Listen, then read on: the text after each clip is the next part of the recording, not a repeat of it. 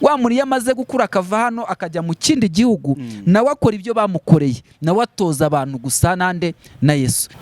Itorero rya none rifite imbogamizi nyinshi, kireka uwazakora ibiganiro byinshi. Na Yakobo yabyanditse mu gice cya 4 aravuga ngo umuntu yakunze iby'isi ngo ababaye umwanzi w'Imana.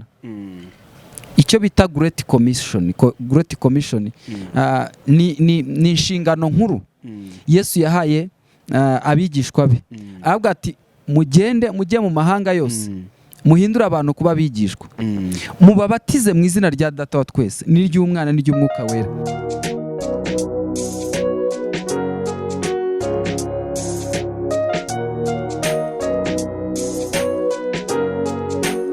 Turabasuhuje inshuti bavandimwe, mwebwe mudasiba kudukurikirana. Nanone tubahaye ikaze ku Mpambanyayo TV. Amahoro y'Imana abane namwe. Hanyuma rero nkuko muyibona turi kumwe n'umutumirwa ari hasize iminsi myinshi ataboneka kuri kamera za Mpambanyayo TV, ariko twagize umugisha kuba tumubonye. Muzukuri tuguhaye ikaze. Murakoze cyane. Amakuru y'iminsi myinshi. Turashima Imana, turabona tumeze neza. Biragaragara. Akazuba kimusanze n'imbeho byose bimeze gute, uko byakirute? Ndabona ntago bikabije cyane. Ntago bikabije cyane, maze kubimenyera. Mbere nibwo nazaga nkumva ari challenge kubera ubushyuhe bw'i Kigali n'ubukonje bwa hano, nkumva ntago bihura. Hanyuma rero tuguhaye ikaze ku Mpambanyayo TV. Watangira usuhuza abantu ukanabibwira. Murakoze. Amazina nitwa Bosco Kamuhanda, ndi umukristo. Ku bakristo banyumva ndi mwene so muri Christo Yesu, ariko ku batarizera namwe murabyumva, ndabashishikariza kuza muri Christo Yesu kugira ngo turusheho kuba abavandimwe. Nkuko rero mubyumvishe, naturutse i Kigali, niho mba Kicukiro. Ndumva ari ibyo ngibyo, nta bindi nshaka kuvuga byinshi. Urakoze cyane. Kuko ikiganiro rero muzukuri ni abari ijambo ry'Imana, kandi byose tuba turi kwinginga Imana kugira ngo Mwuka w'Imana abibe mu Imana idufashe. Watangira usenga ubundi mbere yuko twinjira mu kiganiro cyacu. Murakoze cyane. Imana turagushimye, tugushimiye kugira neza kwawe, tugushimiye umugambi ufite ku buzima bwacu uhereye kera kose, imfatiro z'isi zitarabaho wari warateguye ko tuzabaho kandi tukabaho mu mugambi wawe.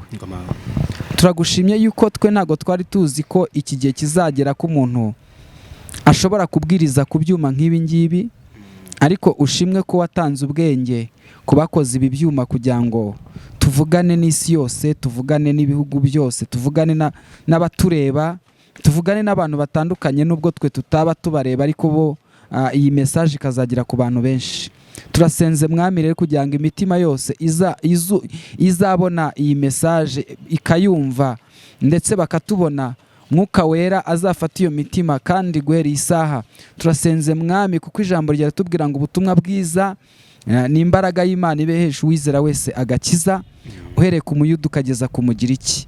Reka ubwo butumwa bwiza bufatemira imitima itarizera, kandi abizeye nabo ubutumwa bwiza bakomeze kugira ngo barushe gukura bagere ku gihagararo cya Kristo. Bane natwe mu mwanya tugiye kumarana mu ijambo ryawe, mu biganiro bitandukanye. Icyubahiro kibi cyawe Mwami, tukubanje imbere. Yesu uvugane n'abantu bawe, icyubahiro kibi cyawe mu izina rya Yesu, amen. Murakoze. Hanyuma rero nkuko mumaze kutumenyera, ikiganiro ni ivugabutumwa ku isonga, ariko uyu munsi tugiye kuvuga imbogamizi muri rusange ry'ivugabutumwa. Kuko imbogamizi, ikintu cyose, ibintu byose bigira imbogamizi ariko haba hari n'uburyo nanone bwo kuzikemura. Hanyuma wenda mbere yuko twinjira aho ngaho, ubundi ku bwawe yumvishe ivugabutumwa, ni igiki wumva? Uri umuvugabutumwa turabizi. Rakoze cyane. Ivugabutumwa ni ijambo rigari. Ivugabutumwa bakunze kuvuga mu Gifaransa ni evangelisation. Abahanga mu Kigiriki baravuga ngo ni evangelion. Evangelion bivuga good news cyangwa se gospel, ni ubutumwa bwiza. Ivugabutumwa rifite misconception, hari imyumvire itariyo. Bantu bazi ko buri gihe uvuze Imana uba uvuze ivugabutumwa, kandi Imana ni nyinshi. Na Dagoni ni Imana, na Ryangombe nawe bamufataga nk'Imana. Rero iyo bavuze ubutumwa bwiza baba bavuze ubuzima bw'umwami Yesu, baba bavuze umurimo wa Kristo, baba bavuze gupfa kwe, guhambwa no kuzuka kwe, ndetse no kugaruka ubwo azaza gutwara itorero, ndetse bavuzemo n'urubanza. Rero iyo bavuze ivugabutumwa numva icyo ngicyo, ntago ndi mu bantu bazana confusion ngo ntekereze ko umuntu wese tuzahura avuga Imana aba ari ivugabutumwa, kuko Imana ni nyinshi n'abarangi bagira Imana. Ariko Imana twe tuvuga tuyibonera mu mwana wayo wemeye kubambwa ku musaraba. Yabambwa ku musaraba bamwizera bakabona ubugingo muri we, iryo niryo ryitwa ivugabutumwa. Amen. Urakoze cyane. Murakoze cyane.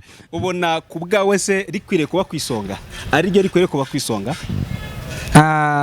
Mvuze ngo oya naba nigiza nkana. Rikwiriye kuba kwisonga kuko ubuzima bw'abari mu isi bwose bwabonye agaciro ubwo Yesu yemeraga gupfa agahambwa akazuka. Abantu bizera ko rikwiriye kuba kwisonga nibo bantu bahisemo neza. Amen. Muri make abarigira kwisonga nibo bakora misiyo ya Yesu. Nibo ahubwo ndashimira yishene yicano yahisemo kuzajya ivuga kuri ibi bintu. Mwahisemo ibintu byiza cyane, kandi namwe mudukurikirana rwose, namwe ndabashimira ko murimo guhitamo ibintu byiza, kuko hari ibindi byinshi umuntu yahitamo bidafite umumaro, ariko mwebwe murimo guhitamo kubyumva. Ni byiza cyane, ndabitsindagiye rwose, rikwiye kuba kwisonga. Amen. Urumva ko mu by'ukuri inshingano y'itorero ya mbere ni ivugabutumwa. Yego. Ntekereza ko biza biri kuzura ryavugabutumwa cyane. Hanyuma rero reka twinjiremo noneho rero turebe imbogamizi zivugabutumwa mu itorero rya none. Imbogamizi uvuze ku kintu cyiza kandi nkunda cyane. Itorero rya none rifite imbogamizi nyinshi, kereka uwazakora ibiganiro byinshi. Uzabikora n'ubundi. Imbogamizi ya mbere, abantu b'iki gihe bakunze ibibora, bakunze ibipfa, bakunze isi. Ntago bakunze ibintu bitabora, ntago bakunze ibintu bidashira. Guhera ku bantu bakiri batoya, umuvuduko bafite akenshi ntago ari uwo gushaka Imana, ahubwo ni uwo gushaka ibibora, ndetse bakanabishakira aho bidakwiriye gushakirwa. Urugero cyane nko kujya mu byaha kugira ngo ubone amafaranga. Rero iyo nyota abantu b'iki gihe bafite irakabije cyane, ku buryo byamaze kuba imbogamizi ku ivugabutumwa.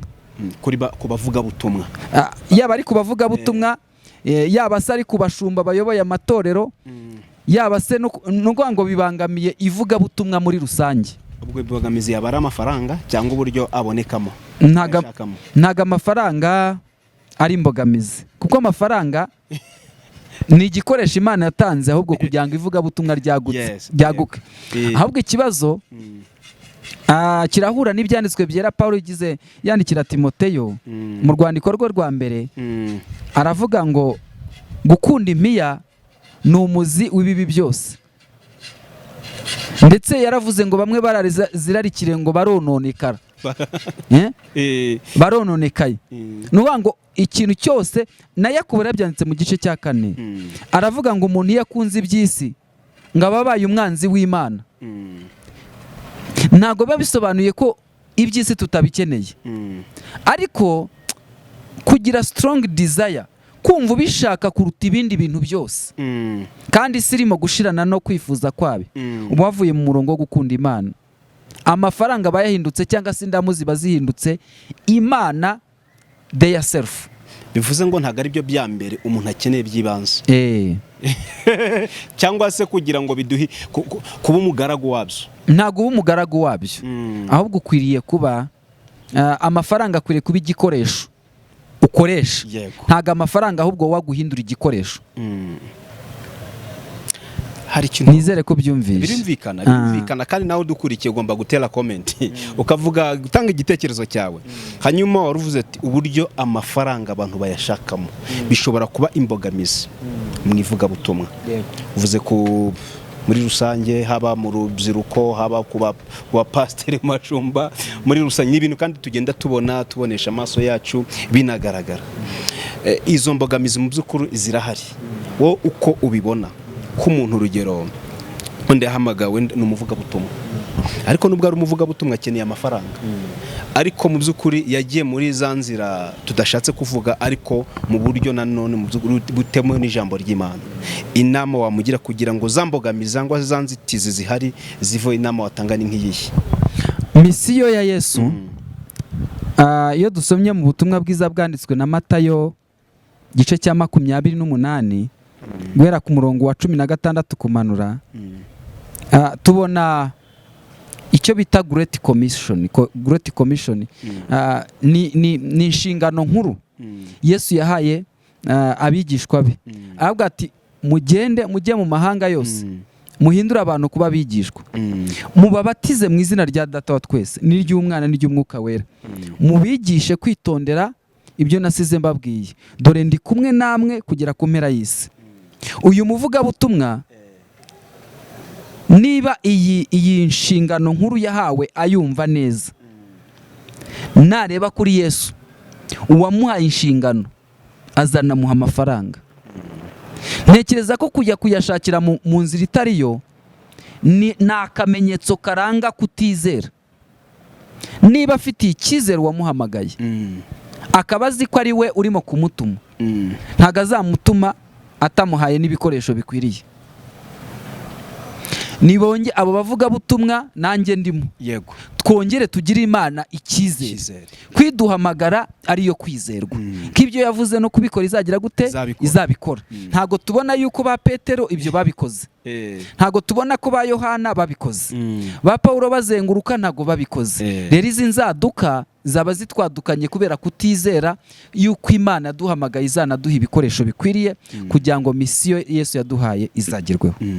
Ndumva aricyo navuga. Urakoze cyane kandi nukuri ni ibintu byumvikana. Ariko ushobora kutwumva akavuga ati biravuze ngo hari umuntu areke gukora. Ntago navuga gutyo.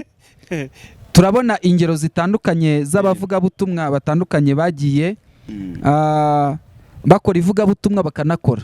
Number 1 ni Paulo.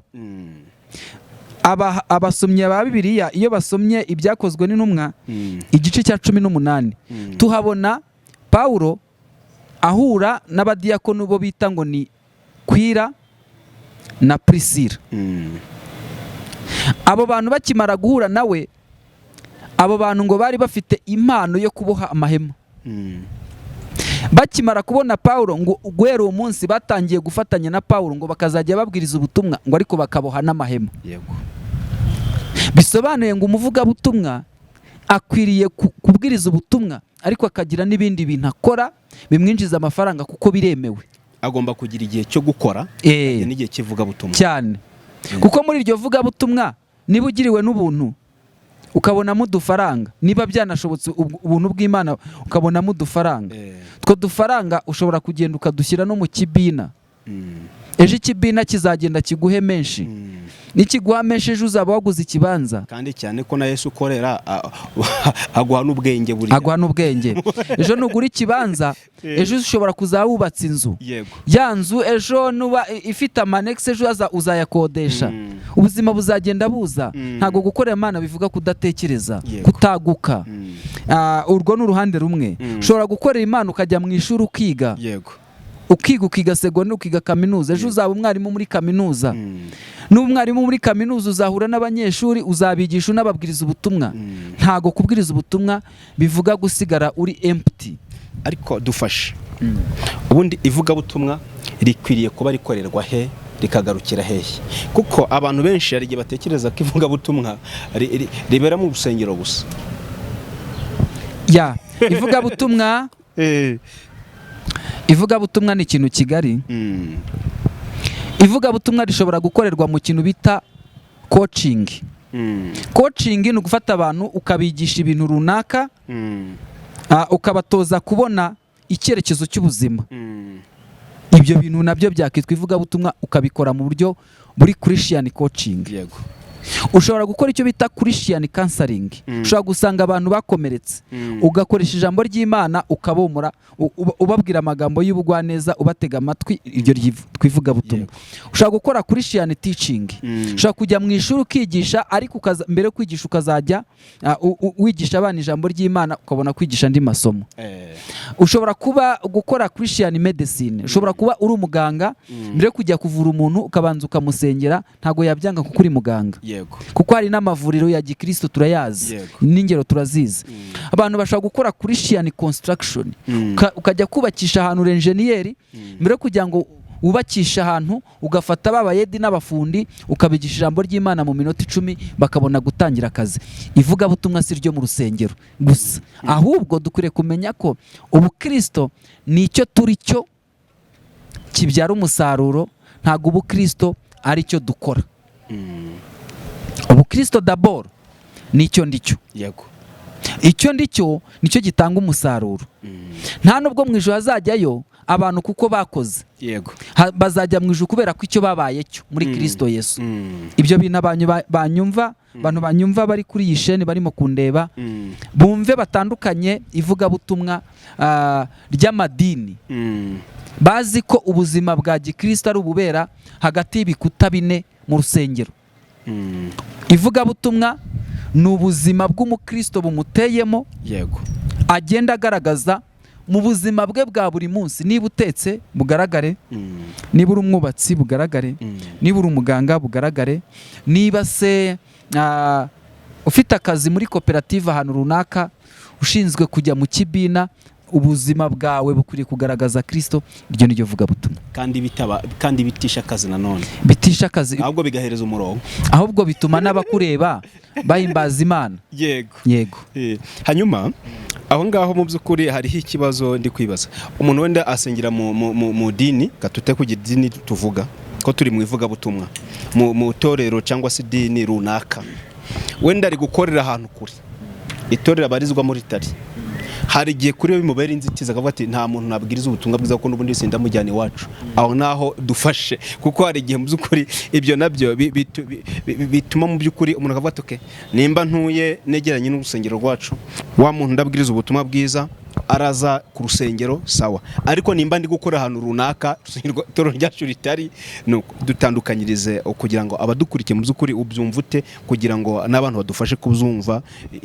Nazo ziba imbogamizi mu by'ukuri, kandi wa muntu mu by'ukuri afite ubushobozi, afite kuba yavuga Kristo, ariko bitewe n'ahantu ari ugasanga arifashe. Yadufasha ikibazo aho ngaho umuntu aba afite, ntago aba yaratojwe kuba umukristo ndetse kuba intumwa, kuba umwigishwa wa Yesu. Icya kabiri, ntago yigishijwe ko inshingano nkuru dufite ari yo guhindura abantu bose kuba bigishwa. Ntago rero inshingano ari ukuvuga ngo duhindura abantu kuba abamambure b'idini. Inshingano nuko abantu bose baba abigishwa ba Yesu. Amen. Aramutse abaye umwigishwa wa Yesu ari Karongi, idini ryanjye riri Kigali, nta gihombo mfite kuko nujuje inshingano za Yesu. Niba abigishwa ba Yesu bakaba benshi bari Karongi, umwuka wera azabategeka icyo bakwiriye gukora Karongi. Yego. Rero uwo muntu kuba uyu munsi yavuga yafeiringa cyangwa se yatsindwa kuba yahindura abantu, kuba bigishwa ngo nuko atari ruhande rw'idini rye, ni ikibazo cyuko atatojwe misiyo ya Yesu kukwiriye gukorwa. Ariko yaba yarabitojwe, naba ndi Dubai nabikora, naba ndi muri Amerika nabikora, naba ndi Burayi nabikora. Rero nabikora hariho hose, kuko intego ya Yesu sukuzana abantu mu madini, ahubwo intego ya Yesu ni ugufata abantu tukabahindura kuba bigishwa ba Yesu. Bivuze ngo n'intego yakagombye kuba yabavuga butumwa no kugira ute, nuko abantu babigishwa ba Kristo. Yego. Suko abantu ababazana mu madini babarizwa mu cyangwa matorero. Nago ariko nabyo si bibi. Nago mvuga ko ari bibi, nago mvuga ko ari bibi, ariko haraho biba bibi. hari aho biba bibi kuko niba abantu bazi ko kuba umumambure w'idini ariko kuba umwigishwa wa Yesu uba utsinzwe, kuko kwiyandikisha ku ikarita y'uko uri umumambure w'idini runaka kandi ukaba utazi Yesu, iryo dini cyangwa se ritagutoza gusa na Yesu, bizarangira bibaye nk'ikibina kurenza uko byaba kuba abantu baba mu nzira imwe yo gusa na Yesu. Dutandukanye idini ritoza abantu gusa na Yesu, dutandukane n'amadini ameze nk'ibibina, ameze nka association yo gushyigikirana. Kuko hari amadini babona umubare w'abakristo bagahita babara umubare w'amafaranga bafite. Abo rero intego yabo ni ukubona amafaranga, ntabwo intego yabo ari uguhindura abantu ngo baba bigishwa ba Yesu. Ni ukubara imitwe 1, 2, 3, 20, 100, ubu mfitemo ibihumbi binibi. Abo rero barahari. Ariko hari n'amadini ari mission oriented. Umuntu aza bagahita bamutoza inzira ya Yesu, bakamutoza gusa na Yesu, bakamubatiza, bakamwigisha, wa muntu agakura. Wa muntu yamaze gukura akava hano akajya mu kindi gihugu, nawe akora ibyo bamukoreye, nawe atoza abantu gusa nande na Yesu. Ariko wavutse azi neza ko umubare w'abakristo ungana n'amafaranga, nawe azagenda printing abandi bakristo nabo bazazana andi mafaranga. Kuko ubwo ni business ni religion or business oriented. Izo zibaho. Izo zibaho, nta dini twatunze agatoki ariko tuzi ko bibaho. Yego bibaho.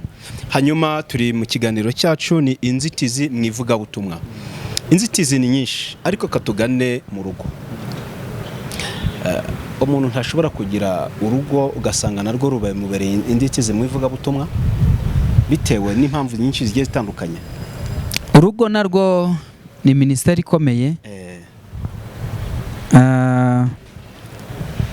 Ni ministeri ikomeye ndetse ihera cyane mu rubyiruko. Iyo umuntu atazi ko kubaka urugo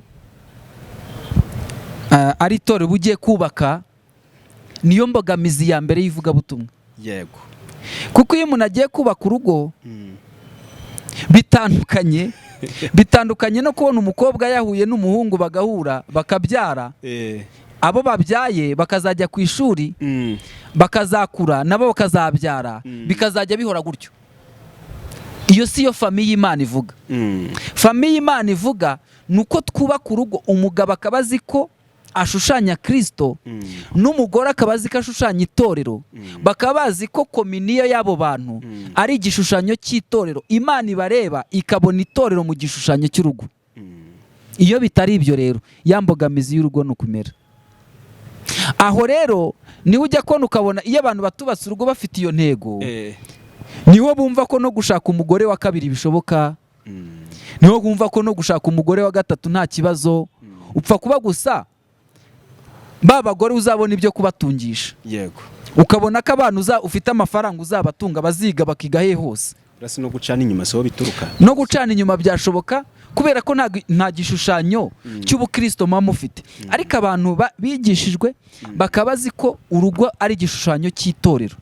Bakabazi ko umugabo naza agakunda umugore we, akamutunga, akamuhahira, akamutetesha, akamukundwa akaza, akamwitangira, agakora izo nshingano zose, abarimo gukora nk'ibyo Kristo akorera itorero ku manywa na nijoro. Uwo muntu Imana yimurebye iravuga ngo uriya muntu arimo arashyira mu bikorwa ibyo namuremeye.